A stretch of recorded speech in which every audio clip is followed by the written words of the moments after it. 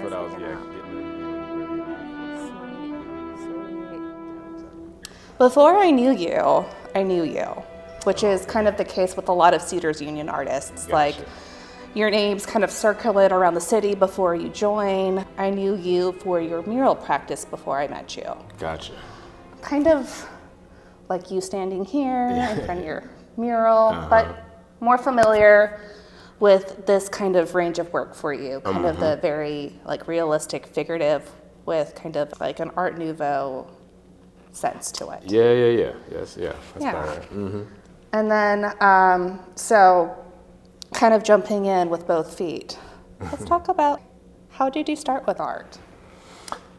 So I feel like how a lot of people start drawing, which is just as an early child, you're expressing yourself. And I just never stopped. Throughout elementary school, I feel like that was pretty easy to do. And then in middle school, I definitely noticed that I was doing more drawing than homework.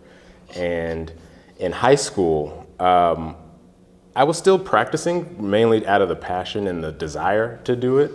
It wasn't until my senior year that I actually intentionally wanted to get better and take classes, and that's where this picture comes from. This is from an AP art class, a submission for the VASE, the Visual Art Scholastic event that they would have in Texas. I think that this was definitely the moment where I knew that I was kind of better than the average,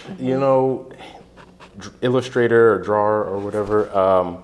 But this is where I was like, okay, I really need to keep doing that right there. So that's kind of the origin story. And so like, what kind of mediums are we seeing in this piece? Because it's a little blurry, because I know it's an old image. It's an old image. I was hunting for the clear image, but this is a Prismacolor picture, Prismacolor drawing. It's probably like 15 by like 10 or so. So it was definitely the larger size of things as I was doing in high school. And a very photorealistic. I took my own reference photo.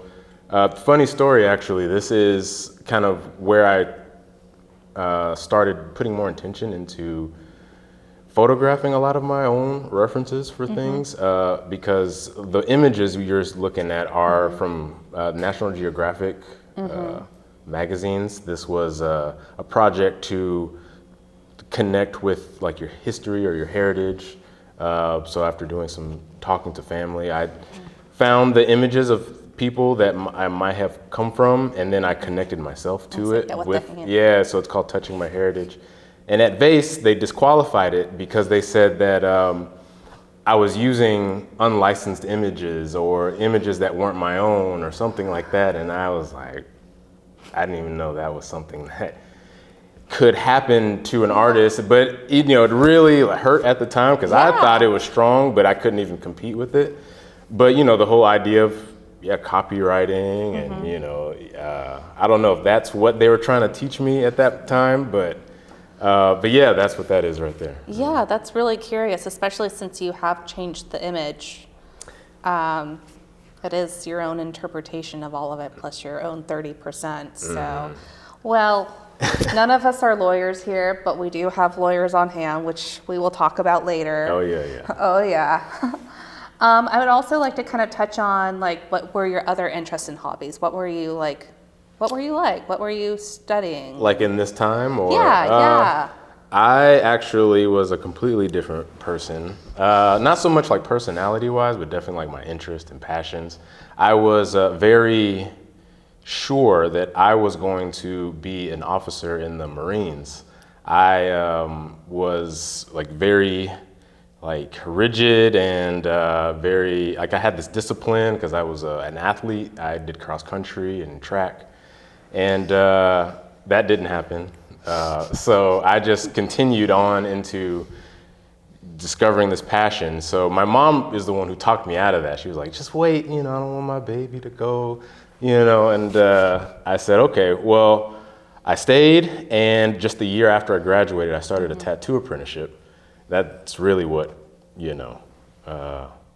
transitioned things for me. So that's kind of where my professional art career started in 2011 with tattooing. And yeah, the image before was another Prismacolor pencil that I was doing in my apprenticeship. So I was carrying over, you know, some of my like art practices into this medium, which is unlike any other medium I can that I do, or it's hard to relate tattooing to anything outside of tattooing because it's so unique. But I'm glad that I started there because a lot of things that I do feed into themselves because it's still visual art. So, but yeah, that's a couple of pieces. More recent, like within the last 2-3 years. You know. And you're still continuing to do your I am. tattoo practice. Yeah, I have a space in Oak Cliff that I just work out of. I was at the same shop for about 10 years and just decided it was time for me to focus on all the breadth of my, so it really gave me the flexibility, you know, to do that. So yeah. Yeah. What is it like to use like the human skin as a canvas? It's never the same. It's consistently inconsistent. I mean, you do have a baseline, you do have, you know, a reference point, but that's one of the things that makes it different outside of taking a brush to a canvas. That canvas is pretty much always going to be that same canvas. I mean, and you can still have control over whether or not it's you know, tight woven, or if it's linen, or if you're painting on something like wood, but every body and every part of a body is different. Yeah. So you constantly have to be on your toes. And how people react. The moving, you know, it's very time conscious because I and the client also have there's a threshold of, for me it's fatigue, and for the client it's, you know, pain or endurance. So you have to be very intentional. That was something that I learned was an attribute of a medium I did. Years later, I learned how to fresco paint. And from the beginning to the end, it mirrored tattooing because fresco painting is also time sensitive and you have to be very intentional, but it's still illustrative based. So, and also fatiguing because you are just like very quickly and actively like. Yeah, you can't take a break. That's the thing with this. Like with paintings, I can walk away, have lunch, I can, you know, sleep on it, but you have to, the client's there and they aren't trying to come back more than they have to. So it's like a endurance, you know, type deal. I like the fresco comparison though. That, like, we haven't talked about that before. That is something new to me. Yeah. That was a surprise, but yeah. Can you touch a little bit more about how you got into frescoes? I did a residency in Tuscany in 2018, and I went to the specific one because there was a fresco, like a person who does that professionally currently in Italy, and he offered you know, private lessons. And so yeah, for about a week out of my month stay there, I was, you know, doing fresco with somebody, and I learned that you know, how the process works. It's a drying limestone putty that you are kind of painting like watercolor, and within that drying time, that's the time when you are able to apply the pigment and into the rock or limestone, so it becomes a part of, you know, the structure as opposed to painting on top. So yeah, you have that intentionality. You have to know what colors are going to do what and where you are at all times. And how much you can handle at one time? Yeah, I did a little 12 by 12 block. I had it here displayed for a while. So I probably saw it and just didn't really. It's hard, yeah. If you, it's just, yeah. If you wouldn't, it looks like a lot of the other things. But oh yeah, no, it's a piece of limestone on a tile, and yeah, it was, yeah. Well, let's get into some other things. Like, yeah, you're really tight rendered, like materials. So we've kind of talked about like how you work in the tattoo shop. Like it's it's very purposeful. It's very like time limited. And then we've talked about how when you like start your painting and your drawing practice, it's like a very intimate and quiet environment. Sure. Can you touch a little bit about your processes for painting? Yeah, I mean, a lot of the attributes of my tattooing, I guess, can be seen, like the very sharp silhouette of like foliage. That's something that I do a lot in tattooing, and you probably have seen in tattoo design. But yeah, the tightness is something that I feel like is like my first language, you know, in art, and so I think that that is what I'm the best at. Definitely trying to evolve into being more expressive and looser, but I think that it is still a strong like attribute or practice to put in art to kind of show that technique of rendering, realistic rendering. So, but yeah, this is kind of an example of me going back to my earlier art, you know, making with the last show that I had. This was in the last show of that. The pencil and paper show? The pencil and paper show, yeah, that had a lot of the paintings as well. So, Yeah, but yeah, I this think is. we'll get to a couple of them in a moment. This was in the That was pencil in there, paper, yeah. Yeah, and this is one of the pieces you applied for the cohort with, right? Probably. Yeah. I did that before I applied, and it was a series that actually helped me evolve while I was here, because I took the photo for this image, and the headdress that this woman is wearing is an actual piece that exists. It's a wearable sculpture. So I collaborated with an artist named Chesley Antoinette, and she focuses on like textile and fabric, and so she was doing a series about the tingyon, which is a series about the head wrap and the history of it in early America. So this was one of the pictures in the series, and so there was a physical, three-dimensional piece of art that she did, and then I did the photograph, which this is the painting of the photograph.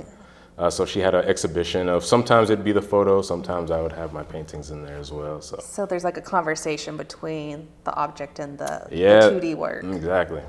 Where she, like, someone can walk around and really see the headdress in the round. Yeah. And then see how it's worn. This is like a 6x7 or something like that, and the head wrap is like life size, and we would have it displayed next to the painting, Oh, that's cool. like in a, you know, some sort of mount or something. And yeah, I thought that was an interesting way to show a subject the full, you know, uninterrupted three-dimensional portion, and then this very intentional, you know, two-dimensional representation of that same object. So With yeah, her stare.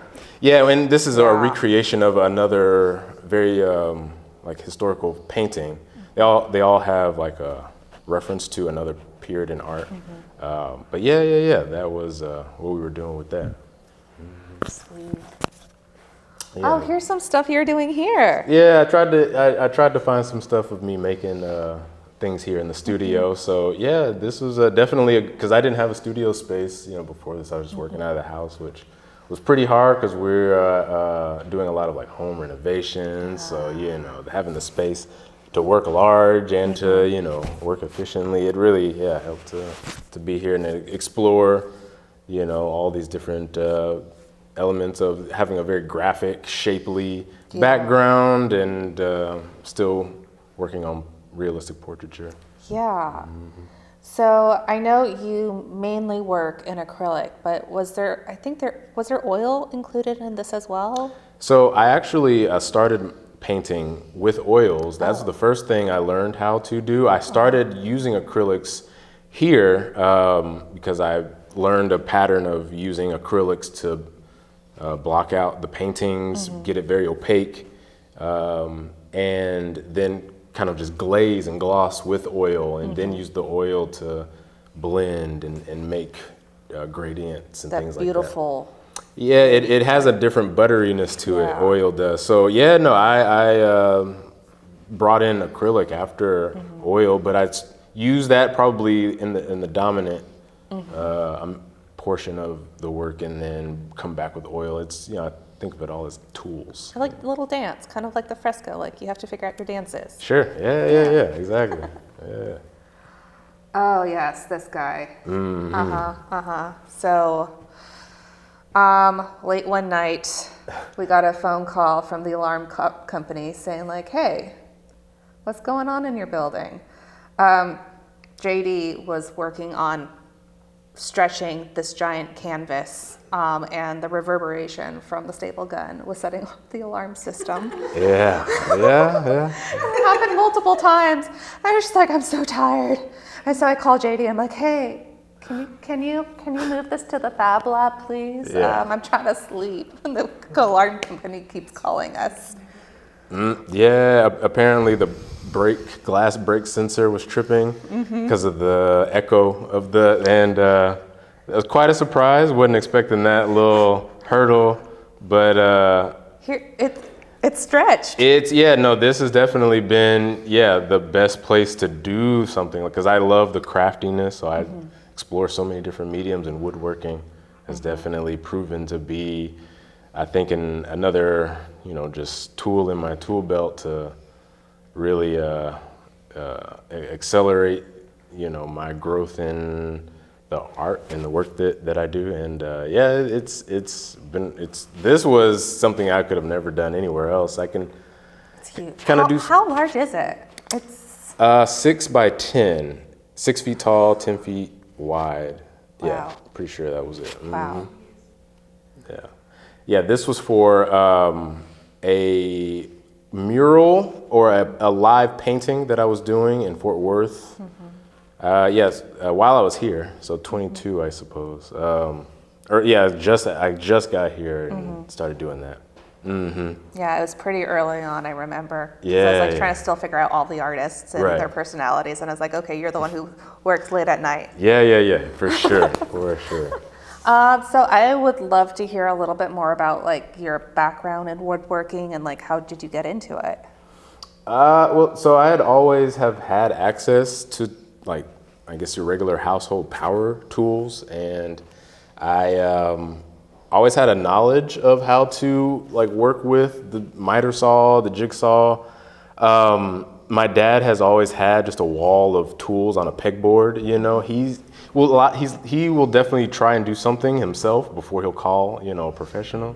So I'm sure that's where I get a little bit of that from. I think that yeah. Yeah. And so being here, though, definitely helped me apply that into a larger and more, I guess, just upscale because of the tools that are just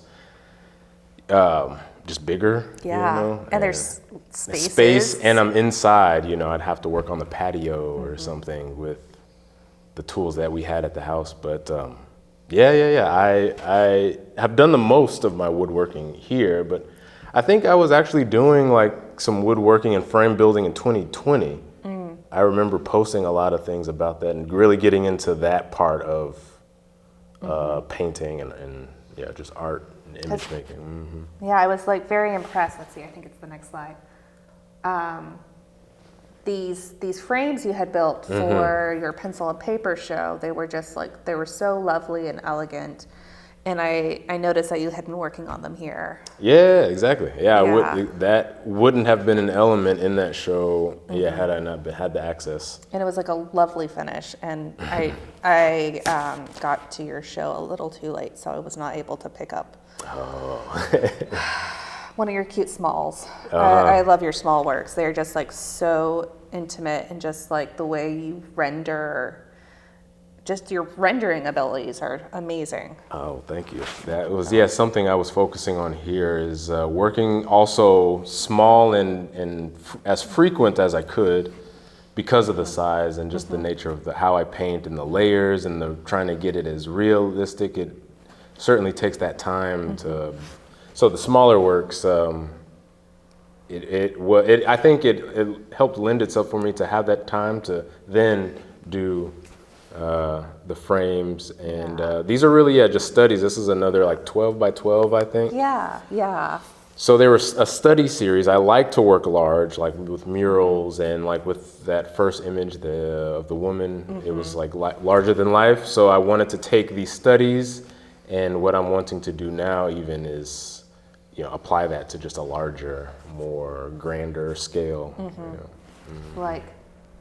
Yeah. Like So that? Like this was a fun opportunity to explore. Like that series is called Mood, the anatomical like very, very velvety, like skin studies. This is in Fort Worth. A guy who owns a gym, gym in this like space, just said, "Hey man, I love your stuff. You can do whatever you want." And I was like, "Hey." So he was like, the gym or my CrossFit team is called Anubis, so it has this Egyptian. So I was like, "Oh, I can easily run with that." Yeah. That's something that I'm already kind of exploring, is these, stylistic contrasts, so the floral is Egyptian, like inspired. But that was exactly what's going on. How did you get into muraling? I had the interest in painting large. I actually started in a restaurant called Lark on the Park. That's no longer, it doesn't exist anymore. My favorite, yeah. There was this really cool concept. They had in this very like fine dining restaurant, these chalkboards that kind of flanked all the walls. And I knew the sous chef there, and she was like, "Yeah, this is how it works. If you want to get in, just submit." And I did it like 3 or 4 times, and that I didn't like connect that because it was indoors, but it was still like the prep for. I did a few murals in Deep Ellum with the Deep Ellum Foundation, and the Thanksgiving Square was like a really big milestone for my beginning of mural work. If I have that in here. Maybe, this is still early on in 2020. I did this in Fort Worth on a water tower gate. Yeah, they had an artist come out. And this is my sister, and some floral work. So just still kind of doing the same thing in different mediums. Yeah. Oh yes, I wanted to talk about this one. So I don't remember if we've talked about this mural before. No, this was fairly recently. This was June of last year. Okay. This is at the South Dallas Cultural Center. It was commissioned by a guy who organizes Juneteenth murals all over the country. I was the Dallas selected artist, and the Dallas has a lot of history as it relates to the holiday. It's a federal holiday, and Fair Park specifically has a lot of relevance. There's a lot of old and hidden gems in that Fair Park area. And so that's kind of what this is talking about. It's referencing Aaron Douglas, Harlem Renaissance artist that had work here. And I can kind of see the buildings of Fair Park kind of integrated into your design as well. Yeah, there's a timeline that's happening from the left. That's kind of like present day, people celebrating the holiday. Yes. There's this geometric shape just to the left of the 3 figures. That's the African American Museum. That's in Fair Park. And the African American Museum was the location, where it is now, that was the location of a place called the Hall of Negro Life, which was like the Hall of, I know that there's the Women's Hall, there's all these different buildings that were meant to be temporary for the centennial. Yes. That's why this place was built. But they tore this place down despite it having a huge critical acclaim. And this woman named Juanita Craft was integral in desegregating the fair. So those are the women kind of with the picket signs there. And the Hall of State is kind of representative of that 1936 centennial. There's a figure on his knee holding this flag. That was the relief sculpture that was done for the Hall of Negro Life. And if you've seen the Hall of State star It was about that size, and it was that Oh my gosh. sort of scale.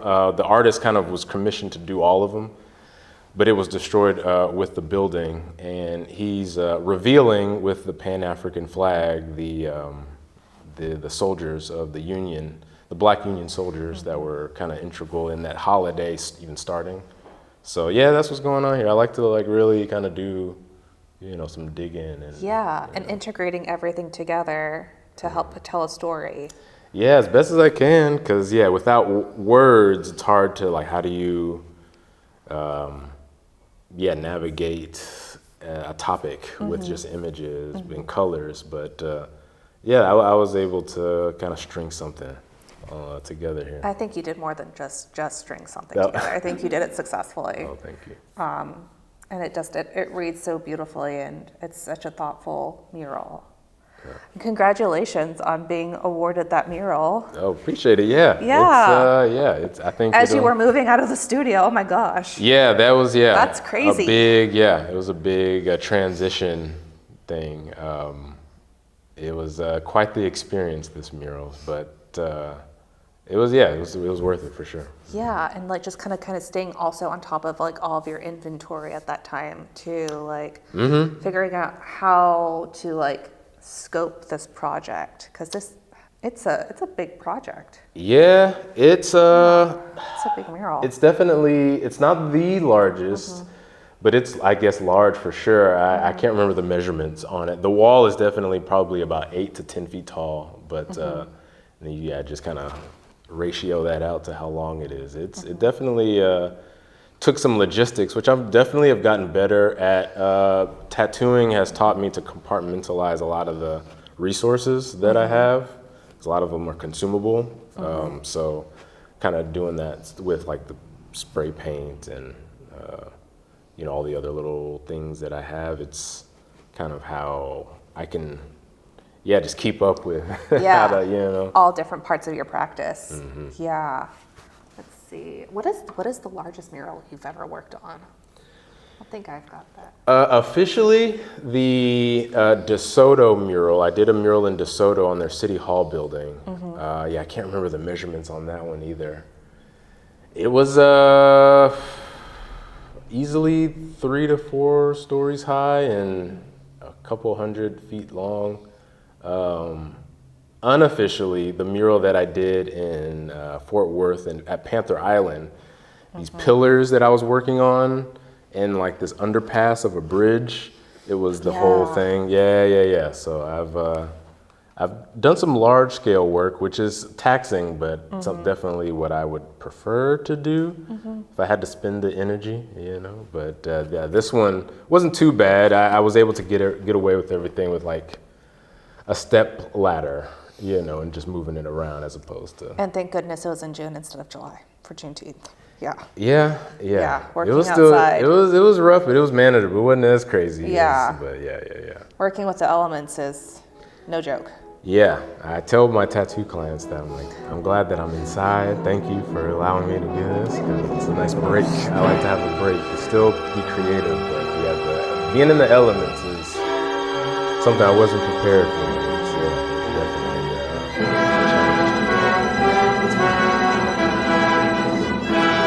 I would like to kind of like jump into